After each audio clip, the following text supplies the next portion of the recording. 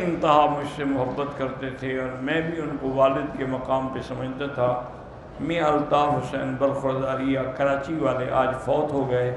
دعا کریں اللہ ان کی مغفرت فرمائے، اللہ ان کے درجات بلند کرے، اللہ ان کو جنت الفردوس نصیب فرمائے، اللہ ان کی قبروں کو باغ جنت بنائے اور اللہ ان کے پسماندگان کو صبر جمیل عطا فرمائے۔ انہوں نے دین کی بھی بڑی خدمت کی ہے، قرآن شریف چھپوائے، بخاری شریف چھپوائی اور متعدد کتابیں، یعنی ہزار لاکھوں کی تعداد میں چھپوا کے تقسیم کی ہوں۔ اور اسی طرح انہوں نے بڑے بڑے مدارس بنائے، بڑی بڑی مسجدیں بنوائیں۔ بہرحال ان کی نیکیاں اتنی ہیں کہ شمار ہی نہیں ہو سکتی۔ اللہ ان کی قبر پہ رحمت فرمائے، واللہ اعلم۔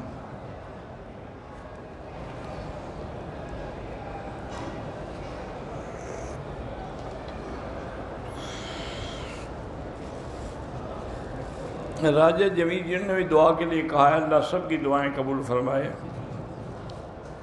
ایک آدمی پہ دم لگی ہے، پاکستان میں وہ دم نہیں دے سکتا، لیکن پاکستان میں جب اللہ اس کو پیسے دیں تو مکہ مکرمہ میں کسی دوست کو پیسے بھیج کے دم کروائیں۔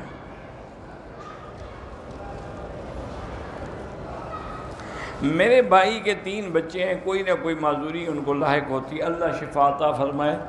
سورۃ فاتحہ پڑھ کے دم کر کے خود پلایا کرو۔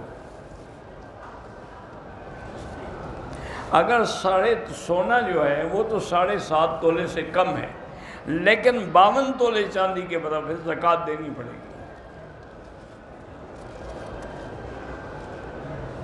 قبر پر ہاتھ اٹھا کے بھی دعا مانگنا جائز ہے۔ حضور جنت البقیع پہ کھڑے ہوئے اور آپ نے ہاتھ اٹھائے ہوئے تھے، دعا مانگ رہے تھے۔ کسی نے زمین ٹھیکے پہ دی ہے تو پیسے تو لے گا نا اللہ کے بندے، جب پیسے لے گا تو پیسوں کی زکوٰۃ دے گا۔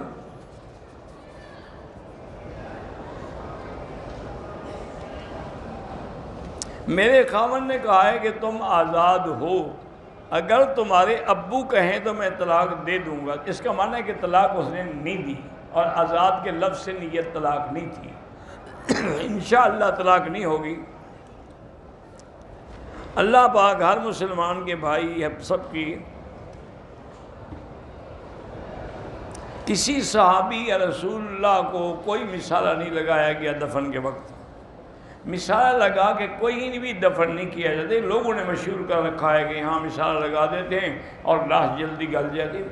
سب کسے تم نے دیکھا ہے مثالہ لگاتا ہوا؟ وہ کون سا مثالہ ہے، کیا نام ہے اس کا؟ ایسے قصے تو نہ کیا کرو نا۔ حضرت علی کے والد اسلام نہیں لے آئے، اس لیے ان کو علیہ السلام نہیں کہنا۔ انہوں نے اسلام قبول نہیں کیا، آخری وقت تک حضور کوشش فرماتے رہے۔ وضو میں جو ہم گردن کا مسح کرتے ہیں یہ صرف فقہ حنفی میں ہے، باقی ائمہ کے نزدیک نہیں ہے۔ اور فقہ حنفی میں ہے کہ ایک روایت میں آتا ہے کہ جو آدمی گردن کا مسح کرتا ہے اللہ اس کو قیامت والے دن اغلال جہنم کے جو ہیں ان سے بچائیں گے۔ ایک بچی پریشان ہے اپنی فیملی کی وجہ سے، وہ بد زبانی کرتی، اللہ ہدایت دے، اللہ ان کے جھگڑے ختم کرے۔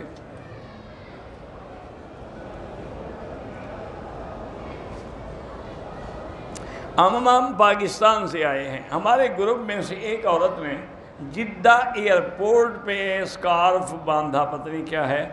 بہرحال اگر وہ نیت پاکستان سے کر کے آئی تھی تو کپڑا اسے جدے باندھا، کوئی حرج نہیں، ٹھیک ہے۔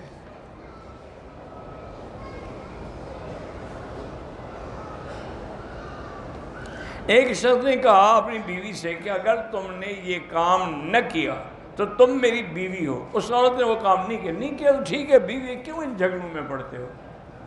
لاہور پڑھو اور بھول جاؤ۔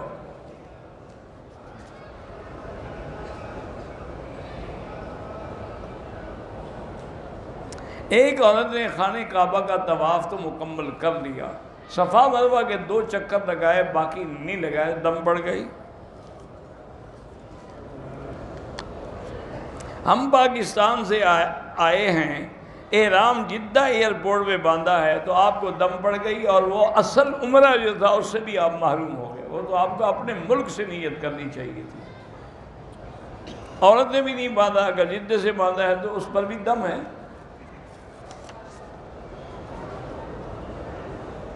بندوق سے اگر مچھلی کا شکار کریں جائز ہے کھانا، کوئی بات نہیں۔ جب ہر شکار جائز ہے تو مچھلی کا شکار بھی جائز ہے۔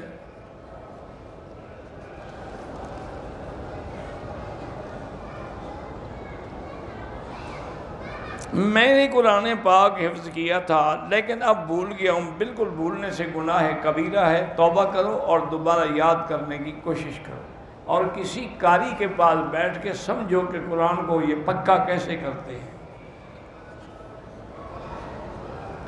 میں نے مسجد عائشہ سے عمرہ کیا، طواف بھی کیا، صفا گئی، اس کے بعد کھجور کھا کے پانی پیا، حل کرنے کے بعد نہانے سے پہلے احرام کی حالت میں کھانا منع تو نہیں ہے؟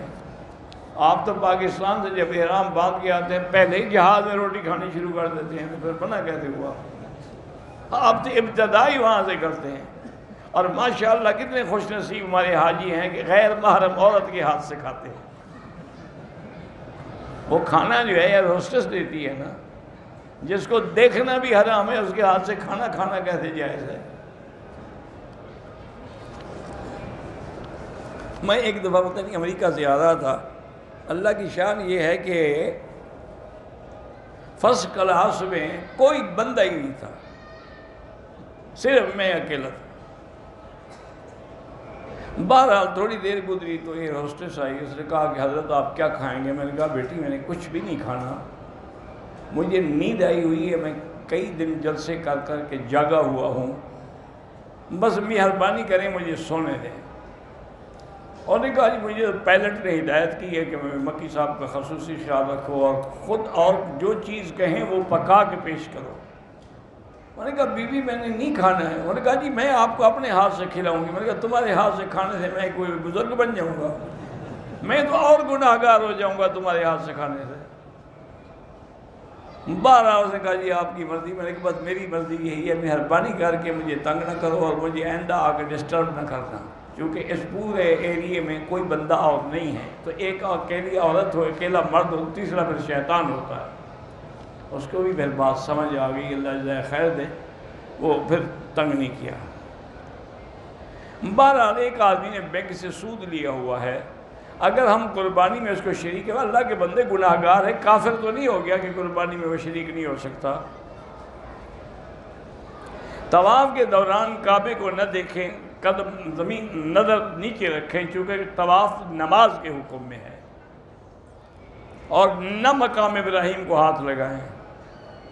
طواف میں 7 چکر ہوتے ہیں، 8 لگاؤ گے تو سنت رسول کی مخالفت کرو گے۔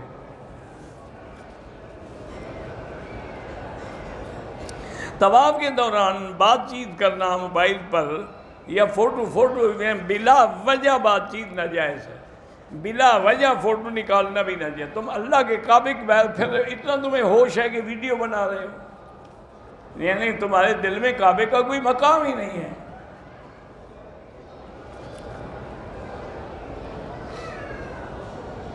میرے بھانجے مبشر لقمان کا قانون کا اللہ کامیاب کرے۔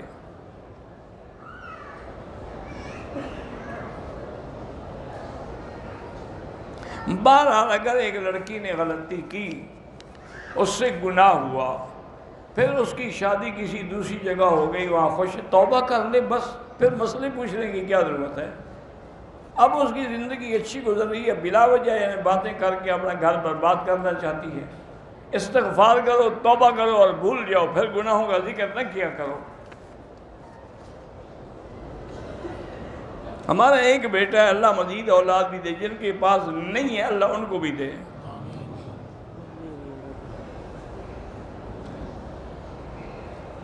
ایک آدمی کی بیوی کو کم از کم 20 سال سے بھی زیادہ عرصہ روٹھے ہوئے ہو گیا ہے، اب وہ طلاق دینا چاہتا ہے، بالکل طلاق دے، باقی حق المہر تو اس کو دینی ہی دینی ہے۔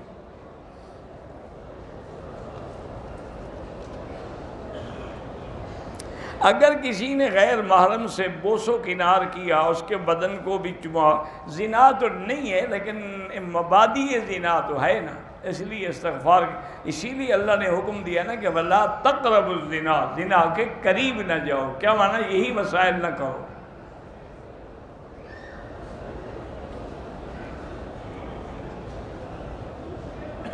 ایک آدمی اپنی بیوی کی ہر ضرورت پوری کرتا ہے لیکن نان نفقے کے علاوہ بھی اس کو کچھ دینا چاہیے. ہاں اس کو نان نفقے کے علاوہ بھی کچھ نہ کچھ دیا کریں تاکہ اسے احساس ہو کہ یہ میری چیز ہے.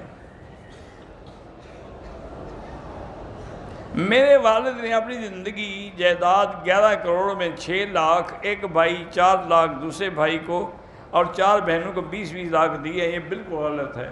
مقامی عالم سے جا کے فتویٰ لکھا کے اس پہ عمل کرو. میں نے اپنی بیوی کو حق المہر جو ہے 10,000 پاؤنڈ کی جیولری دی تھی. اب وہ فوت ہو گئی ہے تو وہ جیولری میں رکھوں، تم کیوں رکھو؟ وہ تو اس کی ہے.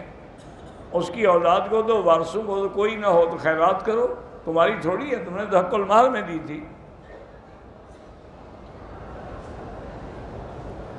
فرض نماز کے بعد دعا بالکل کر سکتے ہیں چونکہ حدیث پاک میں ہے کہ نماز کے بعد دعا جو ہے وہ قبول ہوتی ہے.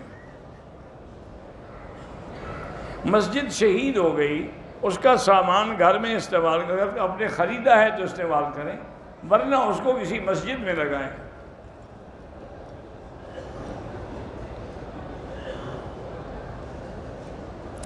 ایک استانی ہے جس کی تنخواہ ہے 30,000. اگر وہ اپنے قائم مقام کسی دوسری استانی کو 10,000 روپے کے دے کے بھیجا کرے، بالکل دھوکہ ہے، فراڈ ہے. وہ 30,000 تمہارے لیے دیتے ہیں، تمہاری دوسری استانی کے لیے تو نہیں دیتے. دمے کا مریض روزے کی حالت میں انہیلر استعمال نہیں کر سکتا چونکہ انہیلر کی جو دوا ہے وہ اندر جاتی ہے.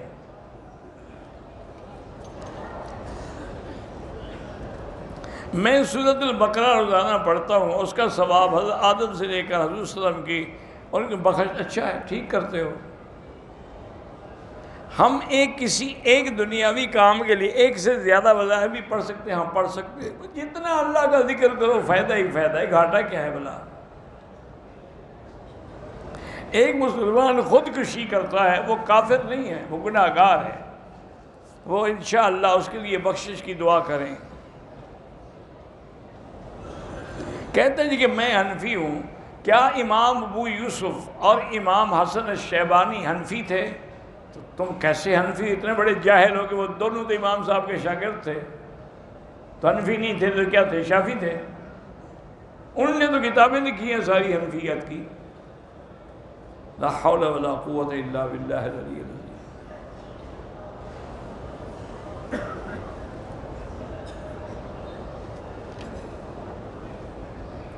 کہتے ہیں جی کہ ایک ہندو روزانہ کلمہ پڑھتا ہے، کلمہ توحید کا ورد بھی کرتا ہے اور کہتا ہے کہ یا اللہ یہ میری امانت ہے، مجھے حالت نظم میں واپس کر دیں. تو اسے اللہ کلمہ نصیب کرے گا. بالکل جب پڑھ رہا ہے کلمہ تو اور نصیب کیسے کرے گا؟ وہ مسلمان ہے.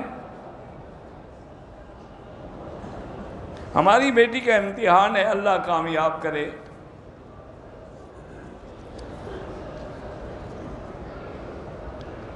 اگر حاملہ عورت کو ڈاکٹر کہتا ہے کہ آپ کی جان کا خطرہ ہے، حمل ضائع کر دو، وہ حمل ضائع نہیں کرتی لیکن مر جاتی، وہ خودکشی نہیں ہے. اس کو امید تھی اللہ کرے گا شاید ٹھیک طرح سے ہو جائے.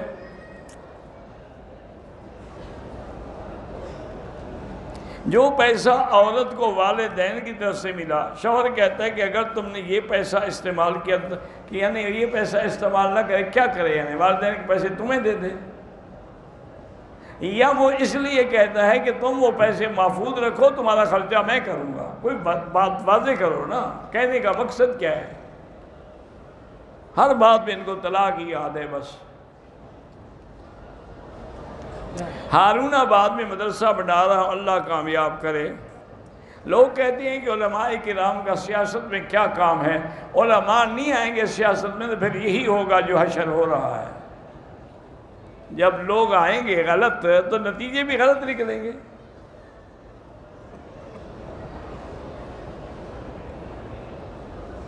اگر ایک انسان کی نیت قرض دینے کی ہے لیکن دے نہیں سکا تو اس کے ذمے ہے وہ قرضہ، اس کے وارث جو ہیں وہ ادا کریں، یا جس کا قرضہ ہے وہ معاف کر دے.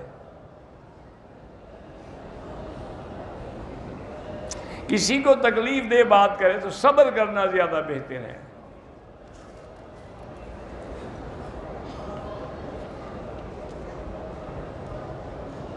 میرے والد نے میری بیوی کے ساتھ نعوذ باللہ بدفعلی کی تو آپ پر حرام ہو گئی، بات ختم، رہ کیا سکتے ہیں اس کے ساتھ؟ والد کے ساتھ کیا کرنا ہے؟ کچھ بھی نہیں کرنا چاہیے، ان کا معاملہ اللہ پہ چھوڑ دیں، اللہ خود بدلہ لیں گے۔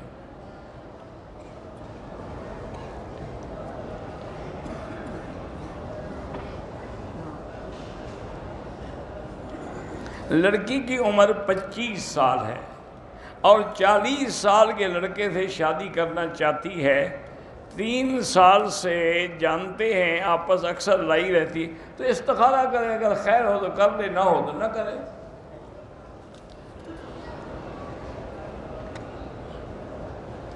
اگر ماں باپ جھوٹے ہیں تو ان کو پنچایت میں قسم دے کے سچے ثابت کرنا، کیوں جب جھوٹے ہیں تو جھوٹے۔ میں نے اپنے والد کے سامنے بدتمیز والد صاحب سے معافی مانگی، بہرحال جب انہوں نے معاف کر دیا تو اللہ کا شکر ادا کرو۔ ہمیشہ باوضو رہنے کے لیے اگر ضرورت ہو تو استنجے کرے، ورنہ نہ کرے۔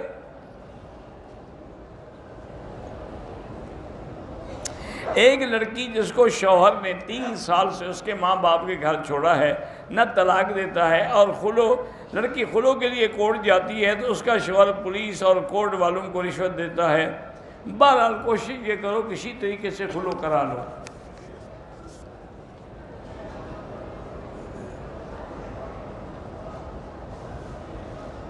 فقہ کی وجہ سے تو کوئی تفرقہ پیدا نہیں ہوا، تفرقہ پیدا ہوا ہے تمہارا انکار کرنے سے۔ یہ سارے فرقے کب پیدا ہوئے؟ انگریز کے بعد، پہلے تو کوئی فرقہ نہیں تھا، جھگڑا بھی کوئی نہیں تھا۔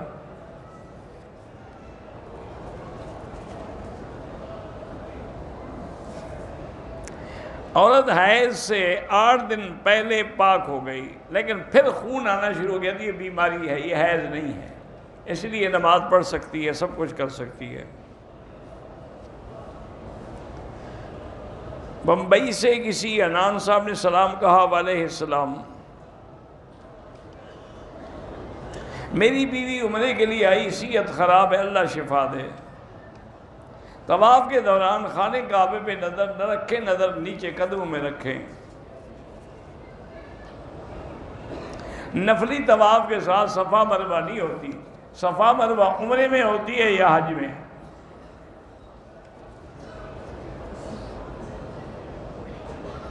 بلوچستان سے مبین احمد نے سلام کہا ہے، وعلیہ السلام۔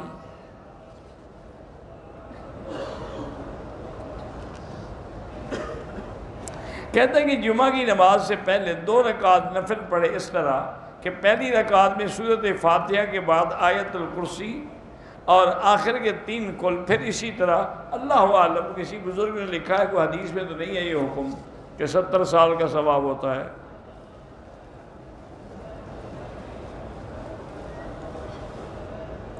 بہرحال مکے کے علاوہ اگر آدمی گناہ کرتا ہے تو اس کے فوراً بعد فرشتہ نہیں لکھتا، یہ نہیں کہ ایک دن نہیں لکھتا، دوسرا فرشتہ اس کو کہتا ہے کہ صبر کرو شاید توبہ کر لے۔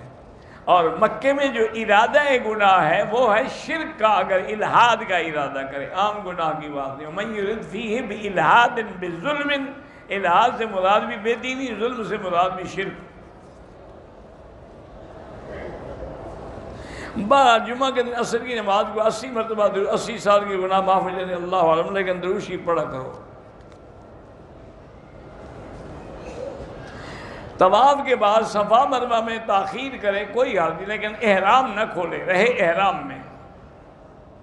جبل ابی قبیس کیا ہے؟ پہاڑ ہے، اور کیا ہے؟ دار ارقم کیا ہے؟ وہ ایک حویلی تھی جس میں حضرت عمر اسلام لائے تھے، وہ تو اب سب حرم میں شامل ہو گئے۔ ایک آدمی نے حلق سے پہلے عمرے کا احرام کھول دیا، 3 دن کے بعد حلق کیا، صاف ظاہر ہے کہ اس نے گناہ کیا ہے، غلطی کی ہے، دم پڑ گئی۔ حلیمہ سعدیہ کا گھر بنو سعد میں ہے، طائف سے تقریباً 40-50 میل آگے۔ حرم کے اندر جو باقی مسجد سب میں بھی 1 لاکھ کا ثواب ملتا ہے۔ اگر کوئی آدمی اپنے رشتہ داروں سے ناراض ہے، اس کا حج یا عمرہ ہوگا، عمرہ حج تو ہو جائے گا، لیکن اس کو چاہیے کہ ان کو معاف کر دے۔ زندہ آدمی کے لیے آپ اپنا عمرہ کر کے دعا کریں۔ عورت نماز جنازہ ہاں پڑھ سکتی ہے۔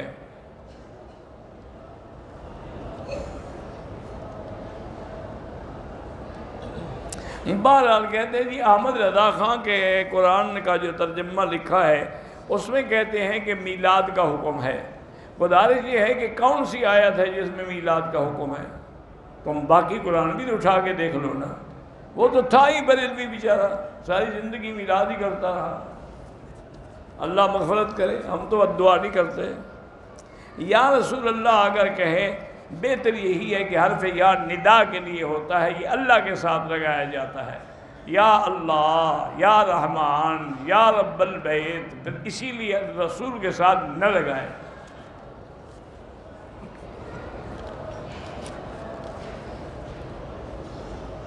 آپ دینی مسائل کا بہت ہی آسان حل بتاتے ہیں، اللہ آپ کو وصیت دے، جزاک اللہ۔ نکاح تو ہوا تھا، رخصتی نہیں ہوئی تھی، طلاق ہو گئی، اب عورت کتنی عدت کتنی گزارے؟ کوئی عدت نہیں۔ اگر یعنی میاں بیوی ملے نہیں تھے، خلوت صادقہ بھی نہیں تھے، کچھ نہیں۔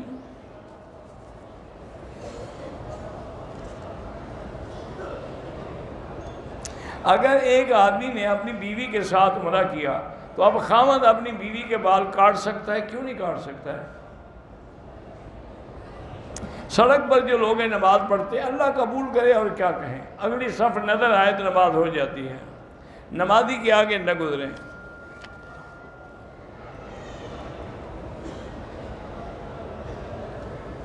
بہرحال آپ کے والدین نے حج کی درخواست دی ہے، اللہ قبول فرمائے۔ میں چنیوٹ کا ہوں، میری طرف سے وعلیکم السلام۔ میں بھی میں تو سب کے لیے دعا کرتا ہوں بھائی۔ ایک آدمی نے اپنی بیوی کو 3 طلاقیں دی ہیں، تو 3 طلاقیں دینے کے بعد حنفی مسلک میں اس کے رجوع کی کوئی گنجائش نہیں ہے، بلکہ آپ یہ بھی دیکھیں کہ تمام ائمہ اربعہ جو ہے، چاروں امام کہتے ہیں کہ 3 ہوتی ہیں۔ فقط ایک اہل حدیث علماء نے فتویٰ دیا ہے کہ 3 ایک وقت میں ایک ہوتی ہے، ورنہ اس پر پوری امت نے، جمہور امت نے فتویٰ نہیں دیا۔ ایک حدیث میں ہے کہ ایک صحابی آئے، انہوں نے حضور سے کہا کہ یا رسول اللہ میں نے بیوی کو 3 طلاقیں دے دی، تو حضور سخت ناراض فرمائے، کیا کہتے ہیں، میں موجود ہوں، لوگ مسئلہ بھی نہیں پوچھتے اور غلطیاں کرتے۔ تو اگر وہ 3 ایک تھی تو حضور کی ناراض ہونے کی وجہ، اس کو کہہ دیتے ایک ہے بھائی جاؤ رجوع کر لو۔ تو حضور نے بھی 3 کو 3 ہی سمجھا۔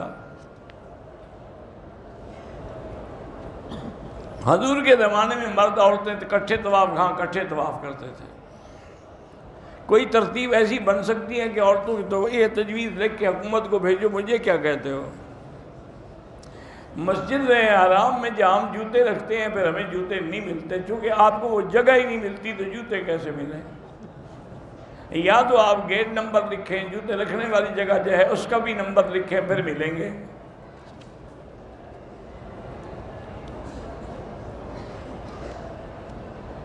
یہاں جو وضو خانے بنے ہوئے ہیں اس میں بغیر جوتے کے وضو کریں گے تو پاؤں پاک نہیں ہوں گے، پھر باہر آ کے دھونے پڑیں گے، کیونکہ وہاں پتہ نہیں کس قسم کا پانی پڑا ہے۔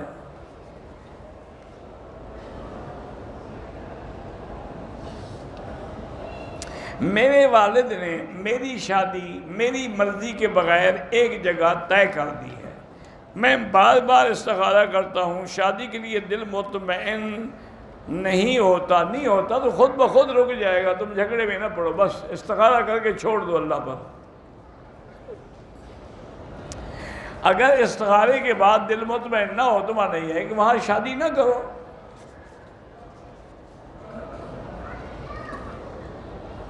مولانا عبد المجید صاحب اللہ جائے خیر دے، اللہ سب بیماروں کو شفا دے،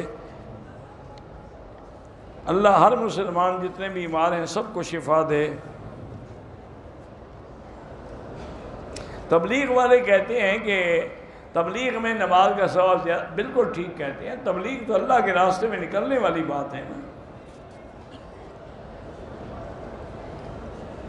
ایک آدمی ذوالحلیفہ پر پہنچ کر احرام نہیں باندھتا اور کہتا ہے کہ میرا جو پیر ہے اس کو یہاں سے احرام باندھنے کی اجازت نہیں دی ہے، اس لیے میں کون سا ایسا پیر ہے جاہل جس کو حضور کی میقات سے اجازت نہیں ملی؟ یعنی وہ تو بد نصیب پیر ہوا نا۔ ذوالحلیفہ سے تو حضور پاک سے بڑا پیر کون ہے؟ سب آپ کے جوتوں کے برابر بھی نہیں ہے۔ جب حضور نے احرام باندھا تمہارے پیر کا کوئی دماغ تو نہیں الٹ گیا؟ معلوم ہی ہوتا ہے وہ جان چھڑانا چاہتا ہوگا نا عمرے سے۔ یہاں بھی ایک دفعہ آپ لوگوں کا ایک پیر آیا ہوا تھا، وہ حرم میں نماز پڑھنے نہیں آتا تھا، تو ایک آدمی نے جا کے پوچھا کہ حضرت آپ کو اللہ نے اتنی بڑی جماعت کے آپ بڑے ہیں اور پھر آپ کو اللہ نے عمرہ نصیب فرمایا ہے، آپ مسجد الحرام میں نماز نہیں پڑھتے؟ فرمانے کہ بھائی میں کیسے پڑھوں، ایک نماز مجھے پڑھانے کے لیے حضرت عبد القادر جیلانی تشریف لاتے ہیں، دوسری نماز کے لیے فلاں بزرگ آتے ہیں۔ انہوں نے کہا جی کھانا نہیں بھیجتے ساتھ؟ کھانا تو آپ ہمارے ہوٹل کا کھا کھا کے ختم کر چکے ہیں، اتنے بڑے بزرگ جو آتے ہیں ان کو کہیں کہ ایک پلیٹ آپ کے لیے کھانا تو لایا کریں، ایک بہانے ہیں۔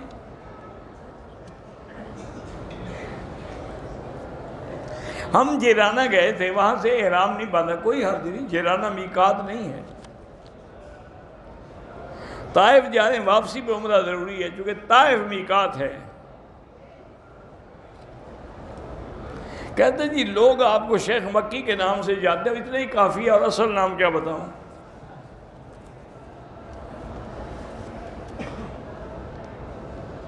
دو خاندانوں میں محبت ہو جائے تو یا لطیف ہو یا ودود پڑھ کے دعا کیا کرو۔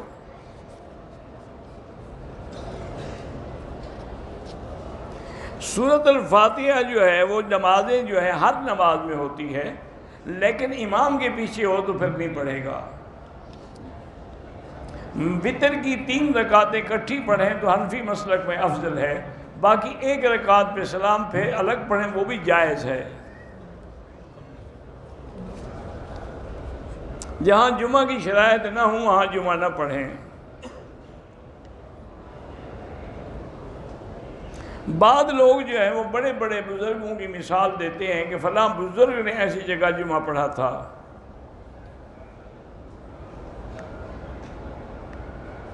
بہرحال اگر حضرت مولانا عبد الکریم بیر شریف ہو تو بہت بڑے عالم تھے، اگر انہوں نے پڑھا تھا اس کا معنی ہے کہ وہاں جائز ہوگا۔ وہ تو صرف پیر نہیں تھے، وہ تو بہت بڑے عالم بھی تھے۔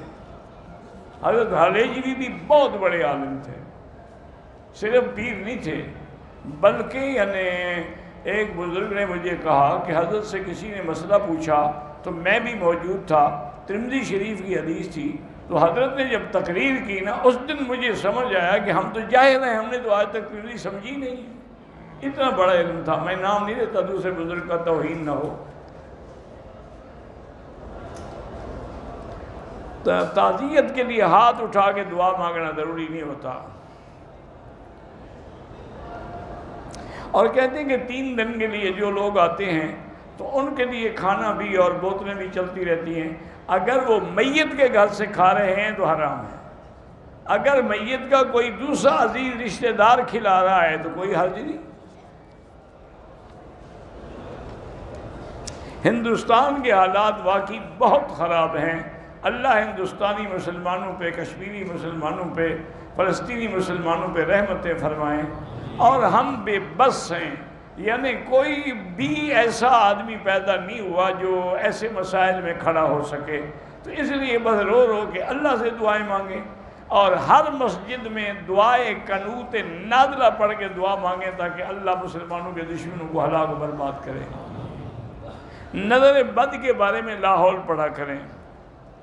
میرے بیٹے کا نام ابو بکر ہے، ابو بکر کے نام اس کو تبدیل کرنا چاہتے ہو، بڑے بدقسمت ہو، ابو بکر تو سب سے بڑا ساتھی ہے حضور کا۔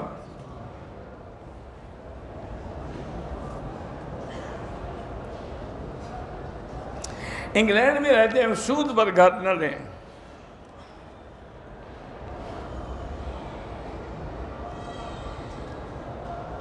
پتہ نہیں حضرت کسی کی ماں اپنی اولاد کو منافقت کہیں، پتہ نہیں، اللہ ہدایت دے، مجھے تو سمجھ نہیں آیا کیا لکھا ہے۔ میری بچی ہے 4 سال کی، ہو گئی 7 سال چل رہی، اللہ شفا عطا فرمائے۔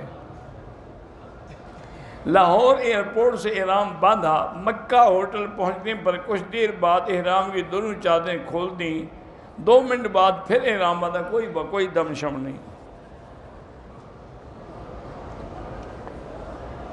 بیت الخلاء میں یا نہانے کے دوران گھر والے کوئی بات پوچھیں جواب دے سکتے ہیں؟ ہاں دے سکتے ہیں۔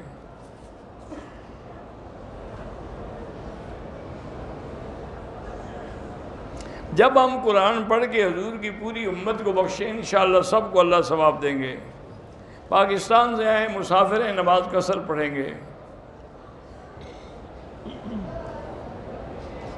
بہرحال اگر امام صاحب آتے ہیں، ان کا گھر جو ہے وہ 40 کلومیٹر ہے تو مسافر نہیں بنتے، نماز پوری پڑھیں گے۔ 78 کلومیٹر ہو تو پھر مسافر بنتے ہیں۔ قرآن مجید قبرستان میں اونچی آواز سے نہ پڑھیں۔ کل انشاءاللہ ہماری بخاری شریف کا ختم ہے، اللہ قبول فرمائے۔ میری ہمشیرہ اور بیوی کا مکے میں جھگڑا ہوا، دونوں کو اللہ توبہ کی توفیق دے اور اصلاح کی توفیق دے۔ امداد حسین مستوئی بلوچستان سے سلام کہتے ہیں علیہ السلام، میرے والد پہ بہت قرض ہے، ان کو کہیں کہ استغفار زیادہ پڑھیں۔ اگر اس شوق سے یا رسول اللہ کہہ دے، حاضر ناظر کا عقیدہ بھی نہ ہو پھر بھی جائز نہیں ہے۔ حاضر ناظر کا عقیدہ ہو پھر تو کافر ہو جائے گا۔ جوتے اگر پاک ہیں تو پہن کے طواف کر سکتے ہیں۔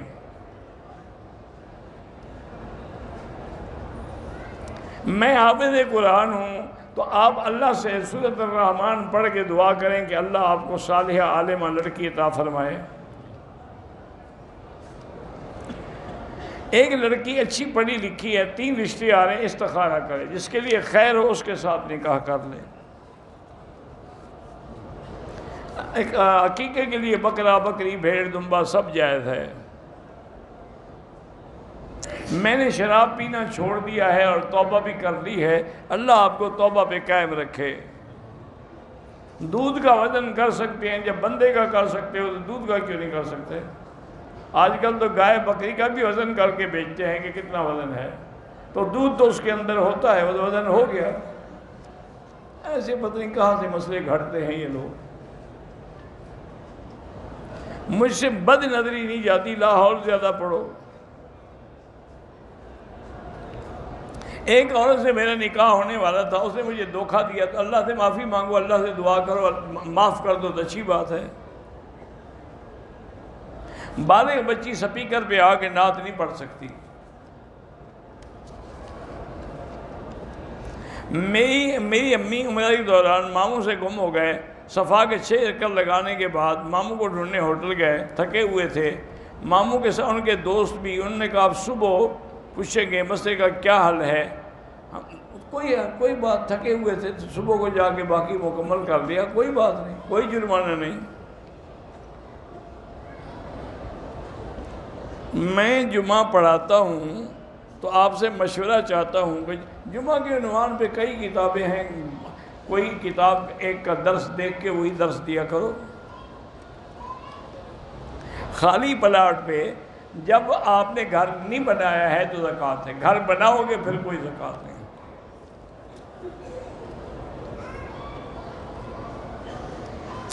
میرے 2 چچا ہیں، دونوں کی بیٹیاں ہیں۔ میرے والد جس چچا کی بیٹی سے نکاح، میری خواہش استخارہ کرو بس، پھر آپ اس کے بعد اپنے والدین کی بات مانو۔ کہتے ہیں جی کہ ایک روایت بیان کی جاتی ہے کہ حضرت بلال حضور کی سواری کی لگام پکڑ کے جنت میں جائیں گے، یہ تو نہیں ہے، تو کسی مولوی نے ویسے بطور بات سمجھائی تھی، بھی خادم تو آگے چلتے ہیں نا، یہ نہیں ہے کہ واقعی حضور سوار ہوں گے اور خطرہ ہوگا کہ سواری بھاگ نہ جائے تو بلال نے رسی پکڑی ہوئی ہوگی۔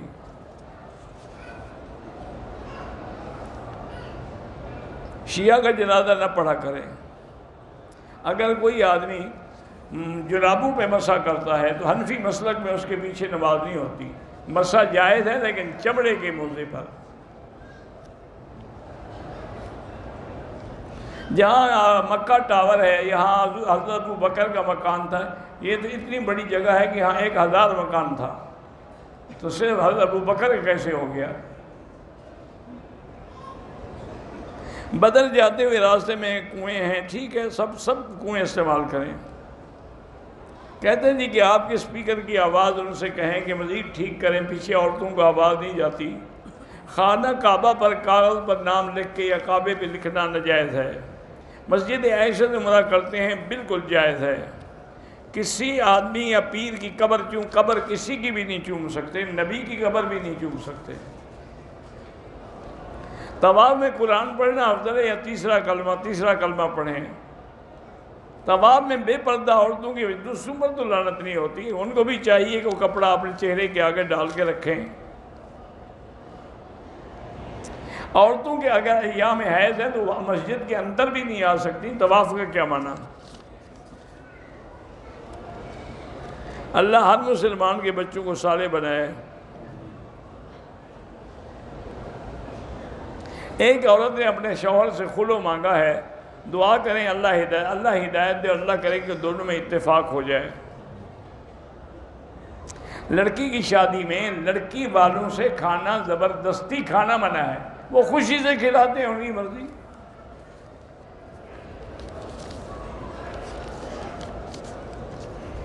میں ریاض سے آیا، 2 دن پہلے احرام نہیں باندھا، حرم میں داخل ہو گیا، پھر مسجد سے احرام باندھ کر عمرہ کیا، حج بھی کیا۔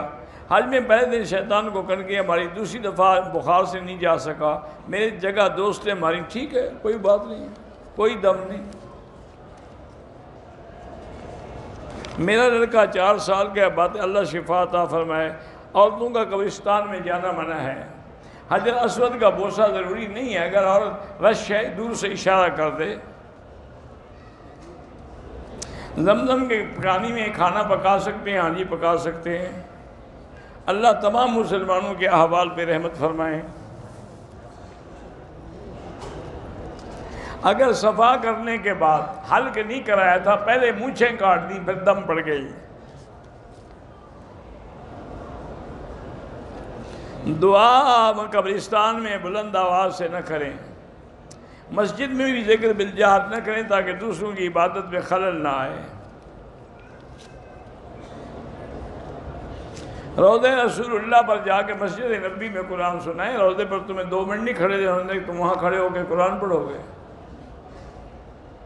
عمرہ مکمل کرنے کے بعد کوئی تلبیہ نہیں ہوتا، جب تلبیہ نیت کی جاتی ہے اس وقت پڑھا جاتا ہے لبیک اللہم لبیک، اور جب آپ حرم میں آتے ہیں تب آپ شروع کرتے ہیں، کعبے پہ نظر پڑتی ہے تو لبیک بند ہو جاتی ہے۔ واللہ اعلم۔ اللہم صلی علی سیدنا محمد وعلی آل سیدنا محمد وبارک وسلم۔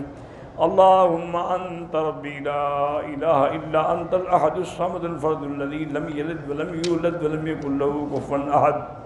اللہم انا نسألک باسمائک الحسنی وصفاتک العلی، اللہم انا نسألک موجبات رحمتک وعزائم مغفرتک والسلامت عن کل اثم والغنیمت عن کل بر۔ اللہم لا تدع لنا ذنبا الا غفرتہ ولا ہما الا فرجتہ ولا عیبا الا سترتہ ولا کربا الا نفستہ ولا ضالا الا ہدیتہ ولا فسادا الا اصلحتہ ولا میتا الا رحمتہ ولا حیا الا ہدیتہ ولا حاجۃ من حوائج الدنیا والآخرہ الا قضیتہا یا ارحم الراحمین یا ارحم الراحمین یا اکرم الاکرمین یا اجود الاجودین۔ لا تجعلنا مصغة للمازغین، لا تجعلنا عقدة للآکلین، لا تجعلنا فتنة للقوم الظالمین۔ اللہم انک عفو کریم عظیم تحب العفو فاعف عنا۔ اللہم انصر الاسلام والمسلمین، اللہم احفظ سائر بلاد المسلمین، هذا البلد الامین فاجعلها آمنا مطمئنا سخاء رخاء الى یوم الدین۔ یا اللہ بیماروں کو شفا عطا فرما، یا اللہ ہماری ظاہری باطنی روحانی جسمانی بیماریاں پریشانیاں دور فرما، یا اللہ بے حیاؤں کو حیا عطا فرما، بے اولادوں کو اولاد صالح عطا فرما، یا اللہ جن کے گھروں میں لڑکیاں ہیں ان کو خیر کے رشتے نصیب فرما، بے روزگاروں کو روزگار نصیب فرما، قرض داروں کے قرض عطا فرما، یا اللہ پوری دنیا میں جہاں مساجد ہیں مدارس ہیں دین کے ادارے ہیں ان کی حفاظت فرما، دین کے کام کرنے والوں کی حفاظت فرما، یا اللہ علماء کی حفاظت فرما، یا اللہ پاکستان کی حفاظت فرما، یا الہ العالمین مسلمان کشمیر میں ہیں، فلسطین میں ہیں، برما میں ہیں، ہندوستان میں ہیں، عرب میں ہیں، عجم میں ہیں، افغان میں ہیں، ان سب کی جان مال آبرو عزت کی حفاظت فرما۔ ربنا تقبل منا انک انت السمیع العلیم وتب علینا